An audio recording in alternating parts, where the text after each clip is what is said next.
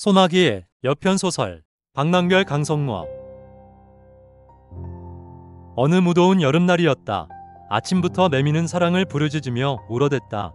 여름방학을 맞아 시골에서 농사일을 돕던 중 그는 정자나무에 기대어 쉬다가 깜박 졸고 있었다.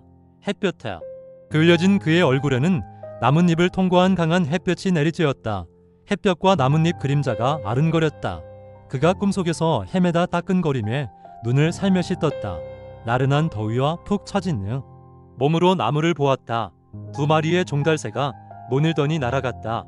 두 마리는 저 멀리 날아가고 나무까지는 살며시 출렁거렸다. 가까머리 중학교 후배가 다가와서 고기나 잡자고 졸라댔다. 그는 투망을 후배는 양동이를 들고 하천으로 걸어갔다. 냇물이 얕은 곳에서 몇 번의 투망질을 하여 피리, 불무탱이, 붕어, 모래무지를 꽤나 잡았다. 태양은 중앙에서 한 뼘을 서쪽으로 옮겨 불볕더위를 종일 내렸다.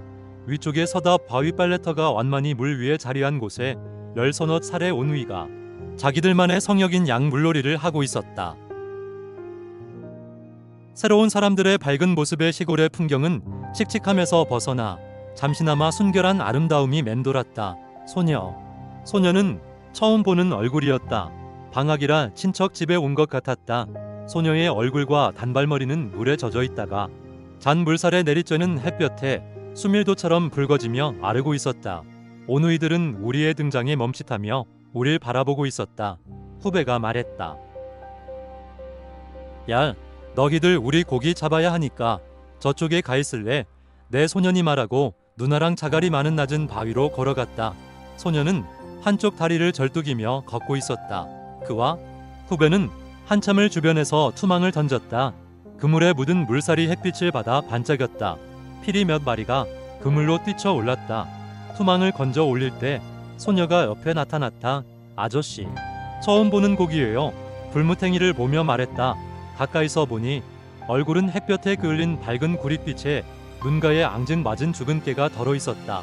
소녀는 계란형의 얼굴은 예뻤다. 그래. 이 고기 상어처럼 이빨이 날카롭다. 물리면 손가락 아플걸? 하하. 그는 말하고 냇가 자갈이 많은 곳에 작은 볼담을 쌓고 고기를 풀어놓았다. 소녀는 졸졸 그를 뒤따라 다녔다. 오누이는 입을 근엄하게 하고 바보 같은 불무탱이를 손가락으로 건드리다가 놀라서 움직이는 고기에 되려 놀라하며 즐거워하고 있었다. 여기 냇물 바닥은 자갈이 많아 투망질 하기엔 좋은 곳이다. 위쪽은 어른 가슴까지 물이 찼다. 후배의 양동이를 보니 고기가 꽤 잡혔다. 그들은 무더위의 땀이 온몸에 흘렀다. 그와 후배는 팬티만 입고 깊은 곳에서 물놀이를 했다. 깊어봤자 어른 가슴 정도였다. 은빛 잔물살 위로 잠자리가 허공을 날아다녔다. 한참을 물속에서 놀았을까? 물살이 어두워지더니 소나기가 살살 내리기 시작했다. 그와 후배는 오누이 옷까지 챙겨서 둑방길 옆에 있는 포플러 나무 밑에서 비를 피했다. 오누이를 불러서 같이 비를 피했다. 갑자기 내리는 비에 오누이는 소리치며 달려왔다. 나뭇잎 사이로 한두 방울의 빗물이 머리에 떨어졌다. 그는 밭의 감나무 밑에서 비닐하우스에 쓰고 남은 비닐을 가져왔다. 그와 후배는 머리 위로 천막을 쳤다. 그 사이에 오누이가 앉아서 웃으며 냇물에 내리는 비를 바라보았다. 빗줄기는 거세지고 바람마저 불었다. 펄럭이는 비닐 위로 빗방울이 잔잔한 리듬을 타며 연주되고 있었다. 바람에 실린 빗줄기는 냇물 표면에 모래를 뿌리듯 여기저기 뿌렸다. 물살은 거세지고 어두워졌다가 밝아졌다를 반복했다. 오누이들 몸에서는 김이 피어났다. 비닐에는 수증기가 맺었다. 애들아, 너희들 어디서 왔어? 그가 물었다. 네, 아저씨, 전주에서 외갓집에 놀러왔어요. 소년이 말했다. 그래. 여기 하천물이 맑아서 좋지. 물고기들도 잘 살아가고, 네, 계곡보다 더 좋아요. 논과 밭들 사이에 잠시 농부가 된 것 같아요. 하하. 소녀가 말했다. 발 아래 들풀에는 잔디 사이로 이름 모를 작은 꽃이 여러 개 피어 있었다. 소녀는 꽃을 보며 말했다. 아, 이 꽃 좀 봐요. 빗물에 꽃이 춤을 춰요. 아, 또 춘다. 작은 보라색 꽃은 춤을 추는지 인사를 하는지 출렁대고 있었다. 얘야, 다리를 절뚝이는데 어디 아프니? 그가 소녀를 보고 말했다. 소녀는 웃음을 멈추더니 냇물의 비를 보며 말했다. 아다리요. 어릴 적에 다쳐서 그래요? 아무렇지 않아요. 잘만 걷는데요. 하늘의 잿빛 구름에서 강하게 비가 내렸고 중간중간 옅은 구름 사이로 햇빛도 함께 내렸다. 그는 생각했다. 신은 참으로 무정하구나. 어떻게든 인간에게 고통을 주는구나. 그러나 이 소녀를 보라. 좌절하지 않고 당당하게 살아간다. 다 받아들이는 소녀를 보라. 부끄러움은 신의 몫이다. 인간은 실험의 대상이 아닐진데 언제까지 실험을 하는가. 또 이런 신을 그저 찬양만 하는 집단은 무슨 생각으로 사는가. 인간의 자애로움보다 사후세계에 관심이 많은 종교가 혐오스럽다. 사후는 현생의 업대로 받으면 되는 일인 것을 온갖 수다로 현혹하는 양심 없는 종교인은 사탄의 것이다. 이제 빗소리가 잦아들었다. 잿빛 구름이 사라지고 맑고 하얀 구름 사이로 태양이 나타났다. 서답바우는 어린이 한 뼘 정도 냇물이 높아졌다. 고기를 담아놓은 웅덩이에 고기는 온데간데 없이 사라졌다. 하하하. 이런 소나기에 깜빡했네. 다시 잡아야지. 그가 말했다. 와느 아저씨. 풀과 나무가 맑은 빗물에 샤워를 한 듯 깨끗해졌어요. 풀내음 싱싱해요. 그렇구나. 온대지가 싱그럽구나. 얘야. 우린 고기 좀 더 잡을게. 그는 말하고 투망질을 했다. 소나기가 내려 잠자던 고기들을 깨웠는지 제법 씨알이 굵은 붕어들이 잡혔다. 후배와 한참 고기를 잡을 때였다. 좀 전에 거칠게 내린 소나기와 산바람에 냇가의 풀잎과 꽃들이 끊어지며 물살에 흐르고 있었다. 소녀는 가슴까지 물이 찬 곳에서 참나리 꽃을 주우려 하고 있었다. 얘야, 거기 깊어. 이쪽으로 와. 후배가 말했다. 네, 이 꽃 건지고요. 소녀가 미끄러지더니 깊은 웅덩이에 빠지고 말았다. 누나 소년의 울부짖음이 물살 소리에서도 또렷이 들렸다. 소녀의 머리카락이 물 위에 나풀거렸다. 그는 투망을 냇가에 던지고 첨벙첨벙 냇물을 뛰다시피 걸었다. 그가 도착해서 소녀를 구하려 하자 미끄러운 바위에 넘어졌다. 미끄러지면서 소녀의 다리를 건드려서 소녀는 물속에 잠겨버렸다. 가녀린 소녀의 다리는 그의 억센 팔에 힘없이 무너지며 물속에 빠져버렸다. 그는 잠수하여 눈을 뜨고 손을 저으며 소녀를 찾았다. 그의 손에 소녀의 몸이 닿았다. 그는 소녀를 안아 들고 일어섰다. 얘야, 숨 쉬어봐. 젖은 몸과 파래진 입술을 보며 그는 서둘러 냇가로 향했다. 소녀는 바로 거친 숨을 쉬었고 머리를 그의 목과 가슴에 기댔다. 젖은 머리카락이 그의 가슴팍에 차가운 슬픔을 흘리고 있었다. 가벼운 소녀의 몸은 깃털 같았다.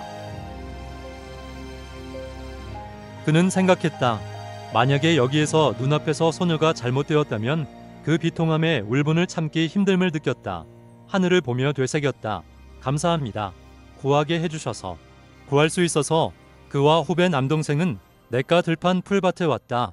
소녀는 비 맞은 쥐처럼 축 늘어졌다. 거친 숨을 몰아쉬며 울었다. 후배가 수건을 가져왔다.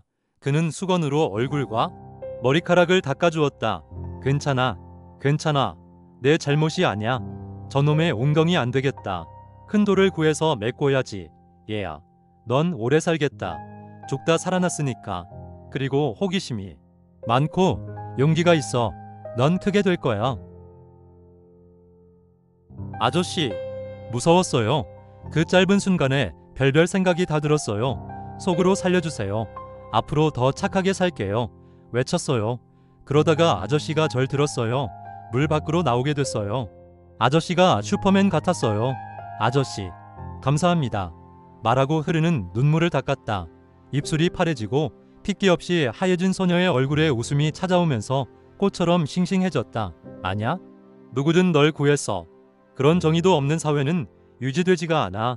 다행이다. 그는 말했다. 한동안 빗줄기가 내린 들판과 냇가 옆에 산들에 맺힌 빗방울은 싱싱함으로 보석처럼 반짝였다. 오누이는 물기를 말리며 자갈밭에서 예쁜 모양의 돌을 찾으며 놀고 있었다. 옆 마을 중학생들이 여러 명이 물놀이하러 왔다. 튜브를 타면서 공놀이도 하고 즐겁게 놀았다. 오누이는 찾기를 그만두고 냇가 들판을 다니며 들꽃들을 구경하고 있었다. 소녀의 절뚝거리며 걷는 모습에 동정심이 드는 게 당연한 사람으로서의 동감인다. 아이들은 그렇지 않나 보다. 유달리 까만 얼굴에 아이가 물에서 절름발이래요. 절뚝 하하하 놀렸다. 동생이 화가 났다. 어떤 놈이야? 누구야? 아이들을 보며 소리쳤다. 야, 사실이잖아. 왜 성질을 내냐?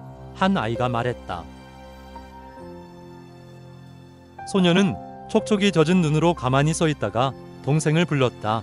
민수야, 그만 집에 가자. 그만둬. 집에 가자. 말했다. 동생은 분이 안 풀린 듯 씩씩거리며 호흡이 빨라졌다. 야, 여자 절름발이는 처음 보는데 신기하다 할까만 아이가 또 놀렸다. 동생은 냇물로 걸어갔다. 놀린 애와 동생이 싸웠다. 물속에 처박히고 일어나고 배꼽 정도의 물에서 두 아이가니 혈투 같았다. 옆 동네 아이들은 구경했다. 소녀는 동생을 부르며 냇물로 절룩이며 다가오고 있었다. 그는 서답 바위에서 물에 발을 담그고 앉아있다가 두 아이가 싸우는 곳에 갔다. 두 명을 말리고 냇가로 들의 팔목을 잡고 데리고 갔다. 들에 데리고 가서 까만 아이에게 말했다. 야, 깜둥아, 뭘 먹고 이리 깜둥이냐? 그가 까만 아이를 쳐다보고 손가락으로 이마를 툭툭 치며 말했다. 아저씨, 원래 까만데 어쩌라고요? 투덜대며 겁먹은 듯 말했다. 거봐, 슬프지? 화도 나고 나. 임마, 이거 못된 짓인 거 알아? 언어폭력이야. 남 신체에 대해 모욕하는 것은 너는 반성해라. 너를 위해서야. 그러면 안 돼. 시간을 줄게. 생각해보고 잘못을 인정하면 사과해. 알았지? 내가 지켜볼 테다. 그는 눈을 크게 뜨고 까만 아이를 보며 말했다. 겁먹은 표정으로 고개를 숙이고 또래 애들을 보고 안절부절 못했다. 아저씨, 놀린 것 미안해요. 이제 안 그럴게요. 까만 애가 그에게 말했다. 야, 너 내게 왜 사과하냐? 반성한 것 맞아. 아닌 것 같은데 사과는 저 애한테 해야지. 그가 한심하다는 듯이 까만 애를 보고 말했다. 저기, 미안하다. 놀려서 말하고 들풀을 보았다. 난 너 같은 애들 잘 알아. 남의 약점을 보고 자기가 뭔가 더 나은 사람 같은 우월한 생각을 갖는 애들 말이야. 그런데 난 신경을 안 써. 그런 말에 흔들리지 않으니까 놀리는 애들이 난 더 한심하다고 봐. 그런 이기적인 감정으로 남에게 상처 주며 사는 사람들이 올바를까? 그게 아닌 걸 난 아니까. 그렇지만 마음은 안 좋아. 그러니 앞으론 놀리진 말아줘. 소녀는 말하며 그와 까만 얘를 다시 바라보았다. 얘야, 잘했어.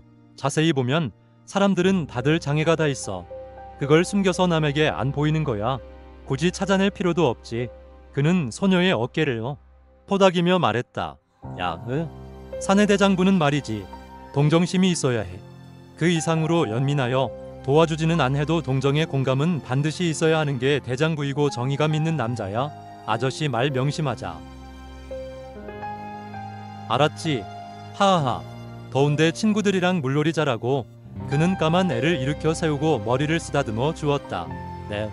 아저씨의 까만 애는 냇물에서 동무들과 다시 물놀이를 즐겼다. 하늘에는 뭉게구름이 유유히 흐르고 있었고 소녀의 웃음 짓는 모습은 주변을 환하게 만들었다. 그는 인내하면서도 할 말을 하는 소녀에게 경외감을 느꼈다. 자기라면 무기력과 분노가 일었을 텐데 다부지고 당당한 태도에서 아름다운 힘을 느꼈다. 그것이 정의이고 자애인 것을 알았다. 냇물은 소나기에 탁해졌으나 햇살에 다시 맑고 푸르렀다.